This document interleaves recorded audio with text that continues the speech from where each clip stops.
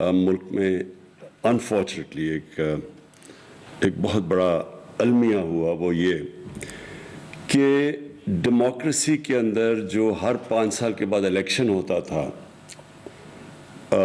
اس election کی وجہ سے لانگ ٹرم پلاننگ نہیں ہوئی، اور ڈیمز لانگ ٹرم پلاننگ ہوتی ہے، اور جو بھی ملک ترقی کرتا ہے وہ ہمیشہ لانگ ٹرم پلاننگ سے کرتا ہے۔ اگر چائنا کو آج ہم دیکھتے ہیں کہ دنیا کی سب سے تیزی سے بڑھتی ہوئی اکنامک پاور اور سپر پاور بنے جا رہا ہے، تو چائنا کی اگر آپ ساری اسٹڈی کریں ڈیولپمنٹ کا جو ان کا جو ماڈل ہے وہ لانگ ٹرم پلاننگ کا ہے۔ ابھی سے جب ہم چائنا گئے تو انہوں نے ہمیں باقاعدہ بتایا کہ ان کی اگلے 10 سال 20 سال وہ کس طرح کیا پلان کر رہے ہیں، اور کوئی قوم آگے نہیں بڑھ سکتی جب تک وہ لانگ ٹرم پلاننگ نہ ہو، آگے کا نہ سوچے۔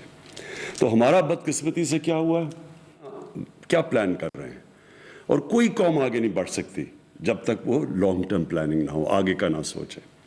تو ہمارا بدقسمتی سے کیا ہوا ہے، 5 سال کی ٹرم ہوتی ہے، کوشش یہ ہوتی ہے کہ 5 سال کے بیچ میں جو بھی چیز کمپلیٹ ہو جائے تاکہ پبلک کو دکھائیں، پھر بہت زیادہ اربوں روپیہ اشتہاروں پہ خرچ کریں، اور پھر اس کے اوپر الیکشن جیت جائیں۔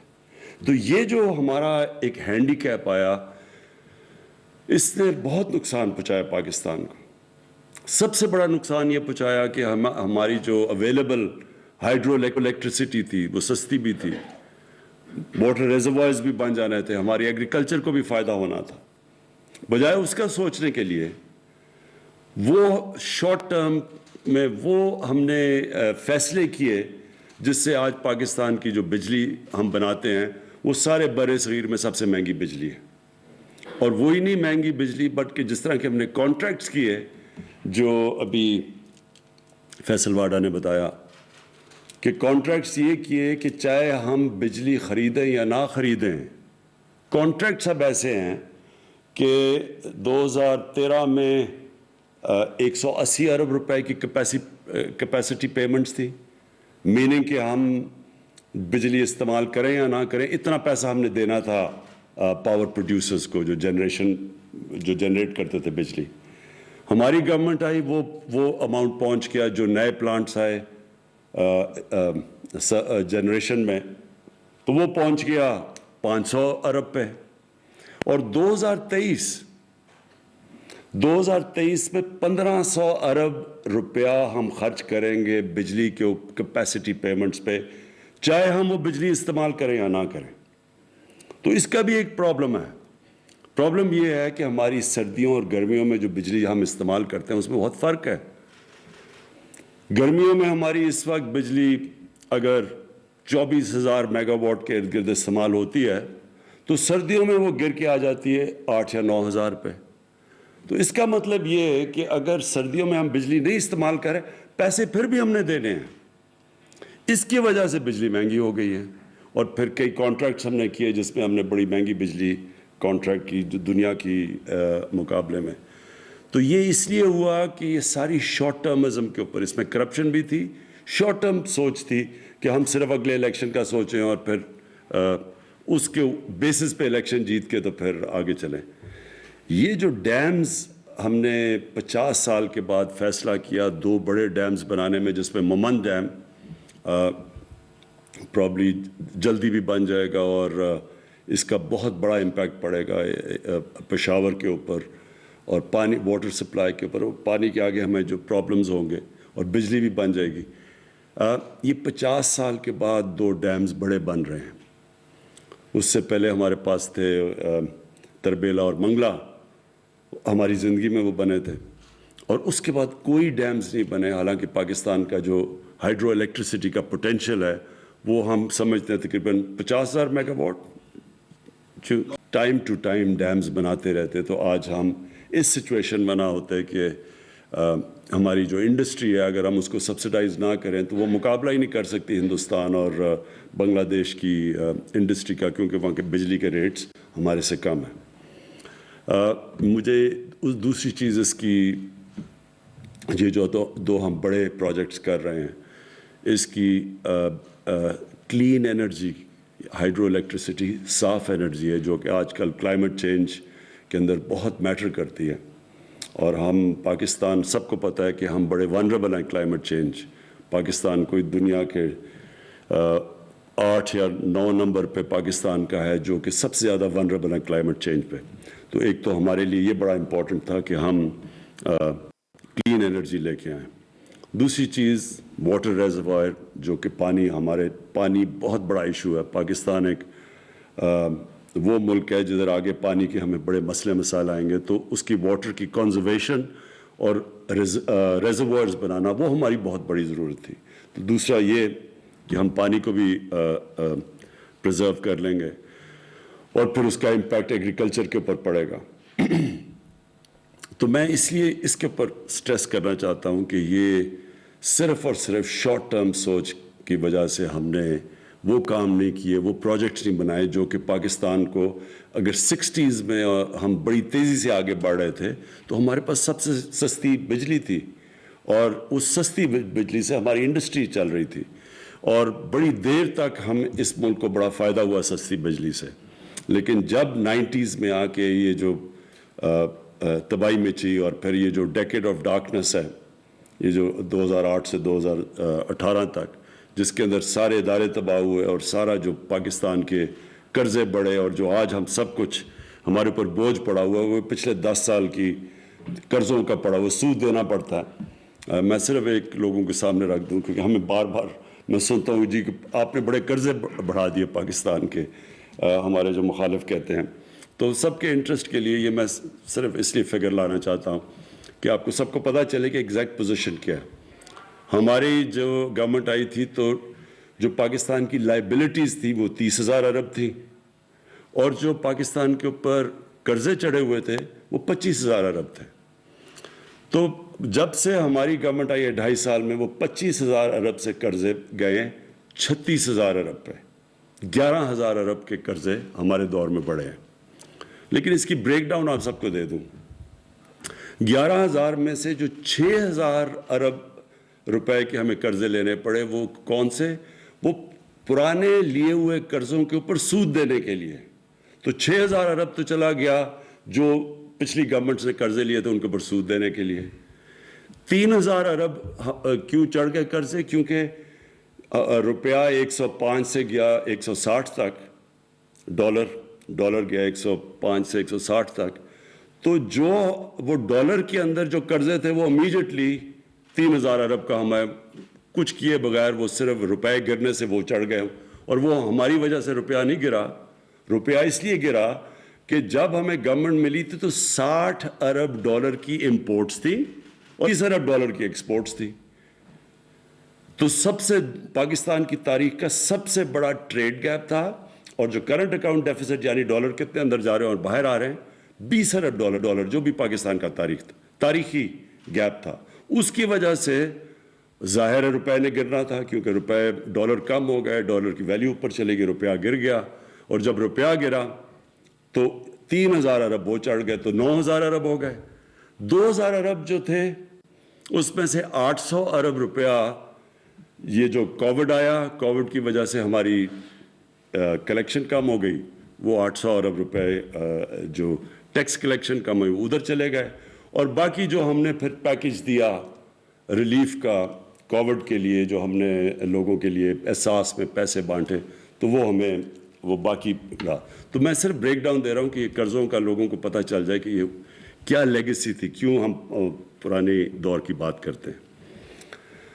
اب میں بریفلی جو یہ فلم کے اوپر دیکھیں، میں یہ بار بار سنتا ہوں کہ جی پاکستان کا سافٹ امیج ہمیں کرنا چاہیے. سافٹ امیج کا کیا مطلب ہے؟ کہ سافٹ امیج کیا کہ ہم کیا ہیں کہ ہمیں سافٹ امیج لوگوں کو دینا چاہیے؟ یہ کیوں ہم کہتے ہیں ہمیں سافٹ امیج دینا چاہیے؟ اور کیا پاکستان کا سافٹ امیج آ جائے گا تو کوئی دنیا ہمیں بڑا اچھا اوپر سمجھے گی؟ ہمیں اس طرح کی غلط فہمی میں نہیں پڑنا چاہیے. یہ احساس کمتری ہے. جب ایک قوم کے اندر کانفیڈنس چلا جاتا ہے تو وہ لوگوں کو خوش کرنے کی کوشش کرتے ہیں. ہمیں کبھی سوچنا نہیں چاہیے کہ ہم کچھ کریں گے. اگر مغرب چاہتی ہے کہ جی جو پچھلے جنرل مشرف کے دور میں جی انلائٹنڈ ماڈریشن، یہ ہم نے زندگی میں پہلی دفعہ لفظ سنا تھا, انلائٹنڈ ماڈریشن. کسی کو نہیں پتا کیا ہے انلائٹنڈ ماڈریشن. ساروں نے, زیادہ تر لوگوں نے اس کو یہ سمجھا کہ اگر جتنا ہم مغربی لوگوں کی طرح لگیں گے تو اتنا ہی ہم ماڈریٹ لگیں گے. تو لوگوں نے انگریزی بولنی شروع کر دی, اور وہ انگریزی کپڑے, یعنی ساروں نے ویسٹرن کلوتھ پہننا شروع کر دیے, سب نے سوٹس پہن لیے, ہم ماڈریٹ ہو گئے. کیا یہ ہے ماڈریشن؟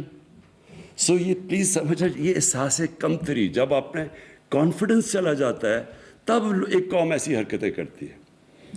ہمیں صرف ایک امیج پروموٹ کرنا ہے, ایک خوددار قوم جو اپنے پیر پہ کھڑی ہے, جس میں اپنے اندر کانفیڈنس ہے, جو بلیو کرتی ہے, اپنے فیوچر کے اندر بلیو کرتی ہے, وہ کسی کے اوپر ریلائی نہیں کرتی, کسی سے قرض یا بھیک نہیں مانگتی, تب دنیا عزت کرتی ہے. آپ ایک چیز یاد رکھ لیں کہ عزت تو اس انسان کی ہوتی ہے جو خوددار ہوتا ہے. آپ ایکسپیریمنٹ کر لیں, غریب سے غریب آدمی ہوگا جس میں غیرت اور خودداری ہوگی, آپ اس کی عزت کریں گے. امیر سے امیر آدمی بھی جھکا ہوا ہوگا, کوئی دنیا میں اس کی عزت نہیں کرتا. تو ہمیں جس طرف جانا ہے, ایک خوددار پاکستان کی طرف جانا ہے, اور پھر جو بڑی سوچ رکھنے والا ملک ہو. دیکھیں, قومیں وہ بڑھتی ہیں جو بڑی سوچ رکھتی ہیں. انسان وہ بڑا ہوتا ہے جس کی سوچ بڑی ہوتی ہے. جو سوچتا ہی تھوڑا سا ہے, چھوٹی اس کی ڈریمز ہی تھوڑی سی ہیں, تو وہ کبھی بڑا انسان نہیں بنتا. کبھی اگر مثلا میں نے کرکٹر بننا ہے, تو اگر میری ڈریم ہے کلب کرکٹر ہی بننے کی ہے تو میں وہی بنوں گا. جتنی میری ڈریم بڑی ہوگی اتنی میری ایسپریشنز ہوں گی, اتنے اوپر جاؤں گا. تو قوم کو یہ نہیں سوچنا چاہیے کہ ہم دنیا کو خوش کرتے پھرے, جی سافٹ امیج بتائیں, جی ہم بھی بڑے. یہ ایسی, پہلے ہم نے غلطی کی, کسی کی جنگ میں ہم نے شرکت کی, ہماری وہ جنگ ہی نہیں تھی, ہمیں اس پہ کبھی جانا ہی نہیں چاہیے تھا. پاکستان کا کیا تعلق تھا 9/11 کے ساتھ؟ ہم ان کی وجہ سے ان کو پریشر میں آ کے تو ہم ان کی جنگ میں شرکت کر گئے. جنگ میں شرکت کر کے کیا ہوا؟ پہلے ہم نے 80s کے اندر ان کی جنگ میں شرکت کر کے جہاد کو گلوریفائی کر دیا. مجاہدین وہ لوگ تھے جو کہ ہیروز تھے. رونلڈ ریگن نے مجاہدین کو کہا کہ وہ بڑے, ان کی امریکہ میں بلا کے حسین پیش کی ان کو. پھر جب 9/11 کے بعد آئے تو انہی لوگوں کو ہم نے ٹیررسٹ کہہ کے ان کے پیچھے, ان کے کہنے پہ ان کے پیچھے چلے گئے. تو ملک کو تو بہت ایک بھاری اس کا نقصان اٹھانا پڑنا تھا. تو ہم یہ نہ کہیں کہ ہم, کیونکہ ہمیں وہ دہشت گرد کہنا شروع ہو گئے تو ہم اپنا سافٹ امیج کریں. ہمیں کبھی بھی, جب بھی آپ کسی کے پریشر میں آ کے غلط کسی اور کی جنگ میں شرکت کرتے ہیں اور پھر اپنے ملک کو نقصان پہنچاتے ہیں, تو اس کا یہ ہو ہی نہیں سکتا کہ آپ سفر نہ کریں. کسی سے بھی آپ کسی کی جنگ میں شرکت کریں گے, ان سے کوئی بینیفٹس لے کے, اس کا نقصان ہوگا. وہ کہتے ہیں انگریزی میں ہے کہ دیر از نو فری لنچ. جو بھی آپ سمجھتے ہیں کہ ہمیں ایڈ ملے گی یا کچھ, اس کے پھر بڑے نقصانات اٹھانے پڑتے ہیں. تو ہم نے اپنے ماضی سے کیا سیکھا؟ ہم نے اپنے ملک کو مضبوط کرنا ہے, اپنے ملک کو پیر پہ کھڑا کرنا ہے. ہم نے اپنے قوم کو تیار کرنا ہے کہ ہمیں ٹیکس جب تک نہیں دیں گے تو ملک اپنے لوگوں کو پڑھا نہیں سکے گا, اپنے علاج نہیں کروا سکے گا, اپنی انفراسٹرکچر نہیں ٹھیک کر سکے گا. تو قوم نے ٹیکس دینے ہیں. کسی کے اوپر ہاتھ نہ پھیلائیں کسی کے سامنے. جیسے جیسے ہمارا مائنڈ سیٹ چینج ہوتا رہے گا. میں آج آپ کے سامنے ایک وہ آدمی جس نے ساری دنیا دیکھی ہوئی ہے, جو پوٹینشل پاکستان میں ہے, شاید ہی دنیا میں کوئی ملک ہے جس میں اتنا پوٹینشل ہے. اللہ نے سب کچھ دیا اس ملک کو. ہم انڈر سیل کرتے ہیں اپنے آپ کو. ہم اپنے اندر بلیو نہیں کرتے کہ جی کوئی اور آ کے ہمیں اوپر لے جائے گا. یہی قوم, جس دن ہم آہستہ آہستہ ہمارے اندر یہ کانفیڈنس آ گیا کہ ہم دنیا کی کسی بھی قوم کا مقابلہ کر سکتے ہیں, یہ قوم اوپر اٹھ جائے گی. سب کچھ ہے یہاں, کوئی چیز, کسی چیز کی کمی اللہ نے نہیں دی. لیکن جب ہماری سوچ ہی یہ ہو کہ ہم نے, جب تک ہمیں باہر سے کوئی ہمارے سافٹ امیج کی وجہ سے کوئی لونز نہیں دے دیں گے یا کچھ نہیں کر دیں گے, ہم آگے نہیں بڑھ سکتے, تب تک قوم آگے نہیں بڑھے گی. اور یہ میں آپ کو بتاؤں کہ یہ جو ڈاکیومنٹری میں نے تھوڑی دیکھی, بالکل اس طرح کی آپ کو ڈاکیومنٹریز بنانی چاہیے. میں اپنی فلم انڈسٹری کو, ہم پوری مدد کریں گے ان کو پروموٹ کرنے کے لیے. ڈاکیومنٹریز بنائیں, فلمز بنائیں, کیونکہ اس ملک میں اللہ نے ٹیلنٹ دیا ہے. کیونکہ مجھے تو ہندوستان سے ہمارے یہاں مجھے تو تب یاد ہے جب ہمارا جو ٹی وی ہوتا تھا سارے ہندوستان میں دیکھا جاتا تھا. پی ٹی وی سارے ہندوستان میں دیکھا جاتا تھا. ہمیں تو تب بھی یاد ہے. ہماری فلم انڈسٹری اچھی بلی چل رہی تھی, پیچھے رہ گئی. پیچھے میرے خیال میں بہت بڑی وجہ یہ تھی کہ وہ کاپی کرنا شروع کر دی ہندوستان کی فلمیں. دیکھیں, ویلیو صرف اوریجنل کی ہوتی ہے, کاپی کی کوئی ویلیو نہیں ہوتی. لوگ تو وہ آگے بڑھتے ہیں جو اپنا راستہ نکالتے ہیں. آپ کاپی تو اچھی کاپی بن جائیں گے, اچھے سے اچھی آپ پکاسو کی کاپی کر لیں, اس کی کوئی ویلیو نہیں ہے. ویلیو صرف اوریجنل کی ہے. تو ہم نے اپنے بجائے اپنی اوریجنل تھنکنگ کرنے کے چیپ ہندوستان کی کاپیز شروع ہوگی, خود ہی اپنی فلم کو نیچے لے آئے. لیکن جو ہمارا پی ٹی وی تھا بڑے ہائی سٹینڈرڈ کا تھا. پھر جو ہمارے یہاں پرفارمنس میں نے دیکھے زبردست, کوئی مقابلہ نہیں کرتا تھا نصرت فتح علی خان کا. اور ہمارے جو یہاں کے یوتھ, بہت ٹیلنٹ ہے یہاں. عاطف ہمارا بیٹھا ہوا ہے, اس کا کوئی وہاں مقابلہ نہیں کرتے. ٹیلنٹ ہے ہمارے لوگوں میں. ہم کرکٹ میں ہندوستان 7 گنا بڑا ملک تھا. میں نے ہندوستان کے خلاف 24 ون ڈے میچ کیپٹن کیے ہوں گے, 19 جیتے ہم, 1 وہ ٹائی تھا. تو یعنی ہم ان سے ہمیشہ بہتر تھے. چھوٹا ملک تھا لیکن جب تک ملک کے اندر کانفیڈنس تھا ہر فیلڈ میں ہم ایکسل کرتے تھے. تو یہ یاد رکھیں کہ اس ملک میں اللہ نے سب کچھ دیا ہے. لیکن بدقسمتی یہ ہے کہ جب کرمنلز آ کے ملک کے اوپر سربراہ بن جائیں تو وہ کوئی ملک نہیں ترقی کر سکتا. ایک فیکٹری کے اوپر اب چور کو بٹھا دیں, فیکٹری بیٹھ جائے گی آپ کی, ملک کیسے نہیں بیٹھے گا. اس لیے کانفیڈنس رکھیں اپنے آپ میں. ہمارے میں سب کچھ ہے, ہمارے میں ٹیلنٹ ہے. اور اگر آپ نے صحیح ٹیلنٹ دیکھنا ہے پاکستانیوں کا تو باہر جا کے دیکھیں. پاکستان سے باہر ایسا ٹیلنٹڈ پاکستانی بیٹھا ہے. ہر فیلڈ کے اندر لوگ ایکسل کرتے ہیں. صرف ہم نے اپنے ملک کا سسٹم ٹھیک کرنا ہے جو الاؤ کرے میرٹ کو اوپر آنے کے لیے. تو وہ سسٹم تھوڑا ٹائم لگتا ہے. لوگ کوئی فکر نہیں کرنی چاہیے کہ جی ابھی چینج نہیں آیا, یہ برا ہے. ایک سسٹم جب ایک پرانی عادتیں پڑ جائیں تھوڑا ٹائم لگتا ہے وہ مائنڈ سیٹ چینج ہونے میں. لیکن یہ مطمئن ہو جائیں سب کہ یہ ملک کے اندر جو اللہ نے دیا ہے یہ خاص اللہ کا ملک ہے. اس میں جو ٹورزم میں پوٹینشل ہے, جو اس کی زمین اللہ نے زرخیز دی ہے, جو اس میں ورائٹی دی ہے, جو ڈائیورسٹی دی ہے, یہ شاید ہی کسی آپ کو دنیا میں ملک میں بنے. جو کانڈے ناسٹ نے جو لیڈنگ میگزین ہے انہوں نے کہا جو لیڈنگ دنیا کا جو آگے جا کے جو ٹورسٹ ڈیسٹینیشن ہے وہ پاکستان کی انہوں نے بات کی ہے. تو وہ ایسے نہیں لکھتے.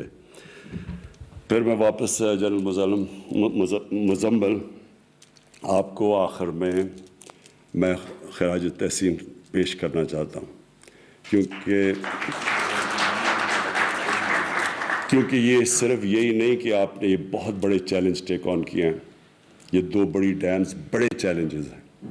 لیکن میں آپ کو خراج تحسین اس لیے پیش کرنا چاہتا ہوں کہ جس پیشن اور جس جنون سے آپ نے یہ ٹیک آن کیا چیلنجز, یہ میں آپ کو کیا خراج تحسین پیش کروں گا. انشاءاللہ جب یہ ڈیمز بنیں گی تو آپ کا نام سارے اس ملک ہمیشہ یاد رکھے گا.